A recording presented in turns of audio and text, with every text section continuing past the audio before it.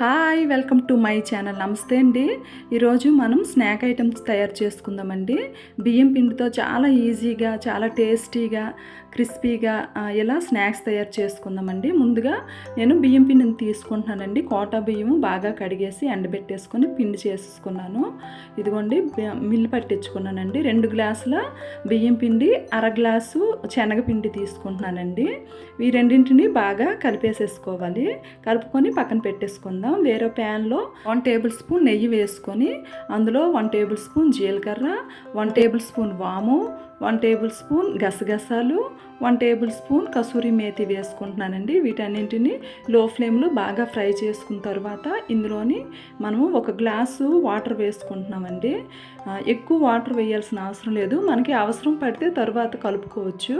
1 glass water వేసుకొని 1 table spoon salt, 1/2 table spoon కారం, కొంచెం అంత పసుపు వేసుకొని బాగా తెరలనిచ్చి ఇందులో ముందు మనం కలిపి పెట్టుకొని ఉంచుకున్నాం కదండి పిండి, బియ్యం పిండి, శనగపిండిని కూడా ఇందులో వేసుకొని బాగా కలిపేసి స్టవ్ ఆఫ్ చేసేసి మూత పెట్టేసి ఒక 5 మినిట్స్ ఇలాగే వదిలేయాలండి. 5 మినిట్స్ తర్వాత మనం వేరే ప్లేట్లోకి టర్న్ చేసుకొని దీన్ని బాగా చపాతీ పిండి పిసికినట్లుగా బాగా కలిపేసుకోవాలి. మనము వాటర్ కొంచెం కొంచెం యాడ్ చేసుకొని మనము గట్టిగా కలుపుకోవాలండి.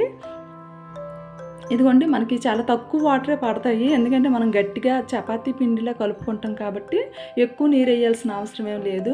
గట్టిగా కలిపేసుకొని కొంచెం అంత ఏదైనా పిండి, గోధుమ పిండి కానీ బియ్యం పిండి కానీ వేసుకొని మనం చపాతీలు ఒత్తినట్టు ఒత్తుకోవాలి. ఇవి చివర్లు విరిగిపోతుంటాయండి. చివర్లు కట్ చేసేసి మనకి ఏ షేప్లో కావాలంటే ఆ షేప్లో కట్ చేసుకోవచ్చు. నేను ఇలాగా పొడవుగా కట్ చేసుకుంటున్నానండి. ఇలాగైతే బాగా ఫ్రై అవుతాయి, చాలా టేస్ట్గా ఉంటాయి. అందుకని నేను ఇలా నిలువుగా కట్ చేసుకున్నాను.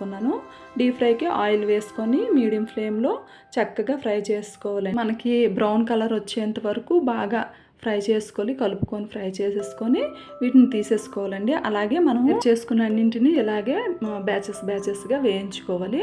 పెద్ద మంట పెట్టే కన్నా సిమ్లో కాకుండా మీడియం ఫ్లేమ్లో ఫ్రై చేసుకుంటే సరిపోద్దండి. ఇదిగోండి నాకు ఇలా అన్నీ తయారు చేసుకున్నాను. చాలా గుల్లగా వస్తాయండి. మనము మరిగించుకున్నాం కదా, వాటర్ మరిగించడం వల్ల చాలా గుల్లగా టేస్ట్గా వస్తాయి. ఒకసారి ఇలా ట్రై చేయండి. మీకు కనుక నా వీడియోస్ నచ్చితే ప్లీజ్ లైక్ చేయండి, సబ్స్క్రైబ్ అవ్వండి. Thank you.